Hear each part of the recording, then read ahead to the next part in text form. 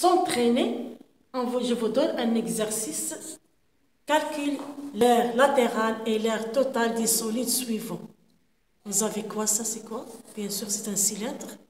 Pour calculer l'aire latérale et l'aire totale, on a besoin de quoi pour le cylindre?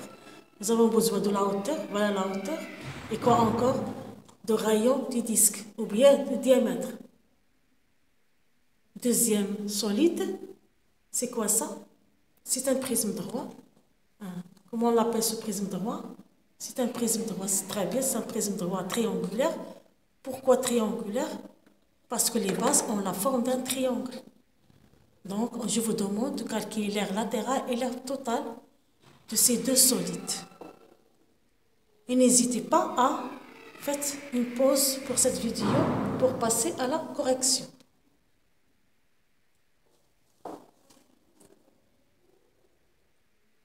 Donc ici vous avez 6 cm la hauteur du cylindre, 5 cm le rayon du disque. Ici, vous avez ces deux côtés du triangle, ils sont perpendiculaires. Ici, 3 cm, 4 cm. Et pour la base, non, pour l'autre côté du triangle, c'est 5 cm. Attention, ces deux côtés sont perpendiculaires. 3 cm, 4 cm. Et pour le troisième côté de ce triangle, c'est 5 cm. Et la hauteur de ce prisme droit, c'est quoi? C'est 15 cm. 15 cm.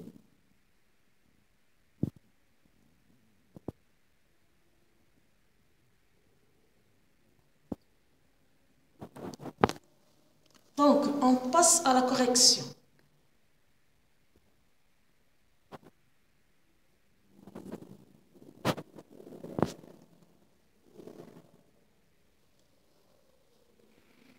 Donc, pour le prisme droit triangulaire, donc l'aire latérale, c'est le périmètre de la base fois la hauteur. Toujours, on doit commencer par la formule. On doit commencer par cette formule à apprendre. Donc, la base est la forme de quoi ici? D'un triangle. C'est très bien. Donc, quel est le périmètre d'un triangle? Donc, le périmètre d'un triangle, c'est quoi? C'est la somme des mesures des trois côtés. C'est-à-dire 3 plus 4 plus 5. 3 plus 4 plus 5. Voilà. 3 plus 4 plus 5. C'est ça le périmètre. Multiplié par 15. 15, c'est la hauteur. Et vous allez faire le calcul.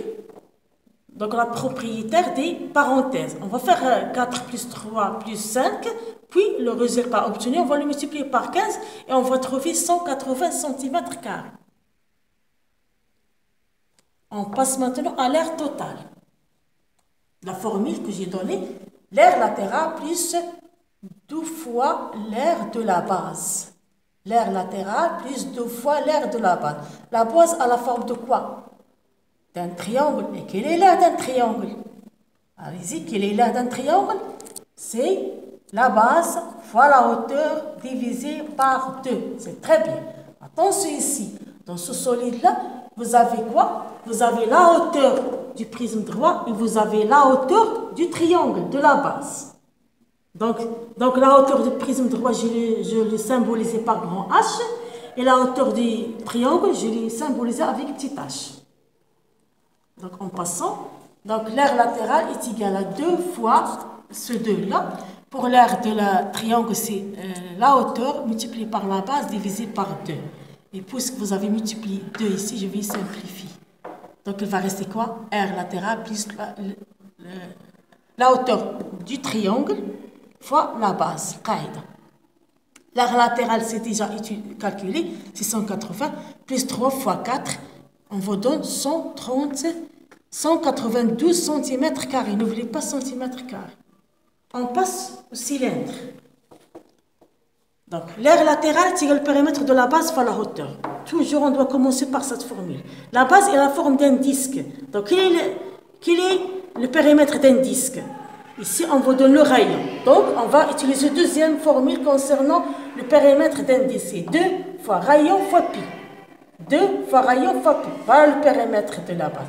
Puis, on va le multiplier par la hauteur du cylindre.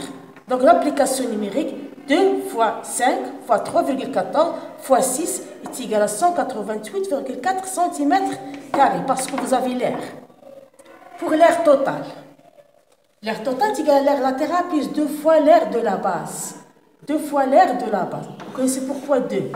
Parce que vous avez deux bases qui sont parallèles et superposables. L'air latéral, c'est déjà calculé. L'air de disque, c'est 2 fois rayon fois pi. Rayon fois pi. C'est ça l'air d'un disque. Et je dois multiplier par 2. Maintenant, on passe à l'application numérique. 2 fois 5 fois 5 fois 3,14. L'air total est égal à 148,4 plus 157.